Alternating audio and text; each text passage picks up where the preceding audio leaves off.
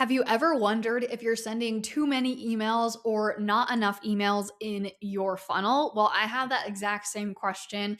And last year, while I was in heavy prep mode for my new course launch, which is Stacked Inbox, I was experimenting a bunch and testing out different funnel structures and strategies behind the scenes. And one experiment that I did last year completely changed how I think about funnels. And that is what I want to break down for you inside of this episode and share that takeaway that I had from this experiment with you. Here is what this funnel looks like. Someone opted in for a freebie, and right after they opted in, they were presented with a low cost offer. Now, the opt in form was a very basic opt in form.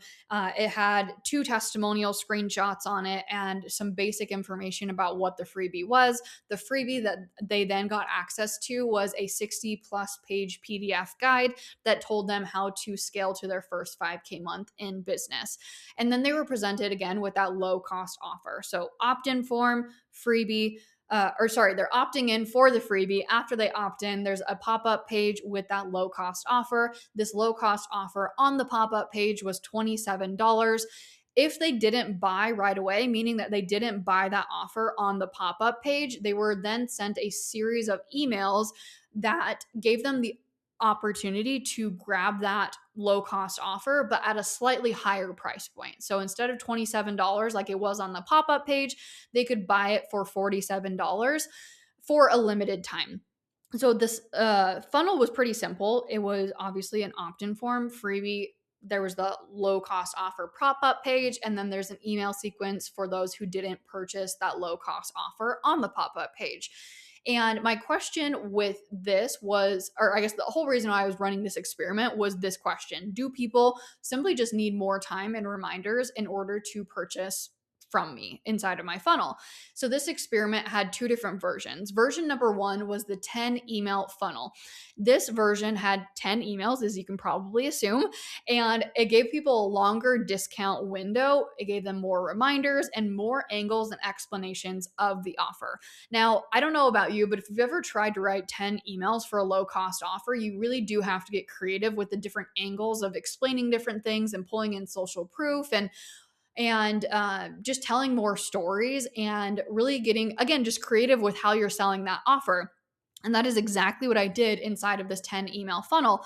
Now, the result from this 10 email funnel was $4,027. So, out of all the people who entered through this funnel, just those emails alone, I'm not talking about the pop up and how much I made from the pop up, just from those 10 emails alone, $4,027. And again, that was in addition to what I made from the pop up. Now, that enters version number two of this experiment, which is the 5 email funnel. I had this thought after I just ran that experiment with the 10 email funnel. I had this thought of, is 10 emails actually necessary? Is 10 emails actually necessary? What if I cut the emails in half? What if I shorten the discount window? What if I just make it shorter in general? Like, do people need that amount of time to purchase something that is especially a low cost offer?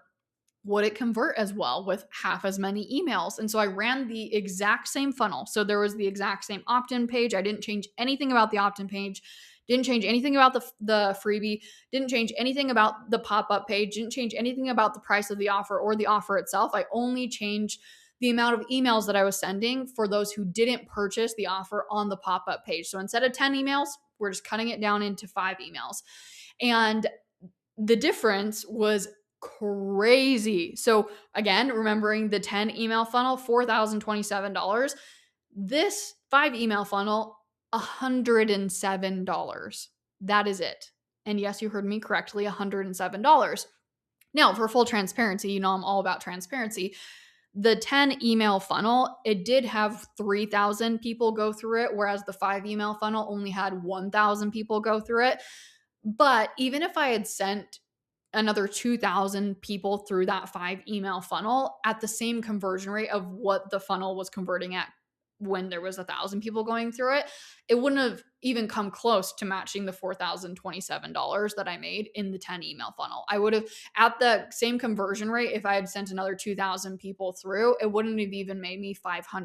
So we're talking under $500 if we're trying to match the subscriber volume, I guess is what I'm saying there. So all that to be said, the longer funnel drastically outperformed the shorter funnel. And what this experiment and experience, I guess, as well, showed me is it wasn't about sending more emails. It was about giving buyers more support and information and time.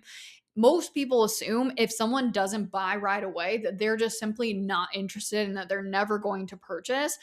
But what I realized through this experiment is that they weren't uninterested. They just simply were not ready yet and they needed more information and not just more information, but like more clarity, more objection handling, more storytelling, more time to think, seeing the offer just from different perspectives, more social proof, which I included more of in those 10 emails. Like I was saying, you got to get pretty creative when you're sending out 10 emails for a low cost offer, because a low cost offer only has so many different features and benefits and, different things that you're talking about inside of that low cost offer. And for me, that low cost offer was a masterclass. So just a 90-minute masterclass. So I did have to get creative with different angles. And that I think it served more buyer types. So if you remember back to, I don't even remember what episode number it was, but the episode is titled 4 Buyer Types. So you can go back and listen to that. I addressed more buyer types in those 10 emails than I did in the 5 emails, and giving different angles for each buyer type, more angles through the 10 emails than I did through the 5 emails. So I think that that's another factor that definitely played into that as well. And if you're like, what are buyer types? What are you even talking about? Go back and watch that episode or listen to that episode. Watch it if you're on YouTube, listen to it if you're on a podcast. All that to be said though, after the experiment, I stopped asking, and this was the big takeaway here. I stopped asking, how can I get people to buy more quickly? And I started asking, how supported can I make this buyer feel when they're inside of my funnel? And this is exactly why I built Stacked Inbox, which is my course on teaching you how to create funnels the way that I did. It's to teach you how to build funnels to serve buyers in 2026. It's not just about sending more emails or sending less emails. It's about structuring your funnel really intentionally so that buyers feel guided and they feel supported through your funnel. And if you're listening to this and you're wondering, how do I actually do that? What does this actually look like? How many emails should I send for the price point of my offer? All of that information is included inside of Stacked Inbox, and I would love to have you inside. I've linked the link for the course down in the show notes, or if you're watching on YouTube, down in the description below this video. So go ahead and check that out. Again, I would love to have you inside of Stacked Inbox. You get so much more information around the experiments that I ran, the behind the scenes, but also the strategies and systems that you should be implementing and what your buyers are looking for in 2026 to feel supported so that they make that purchasing decision, and not just one purchasing decision, but multiple, and very, very quickly. So go check that out down in the show notes or down in the description if you're on YouTube, and join in today.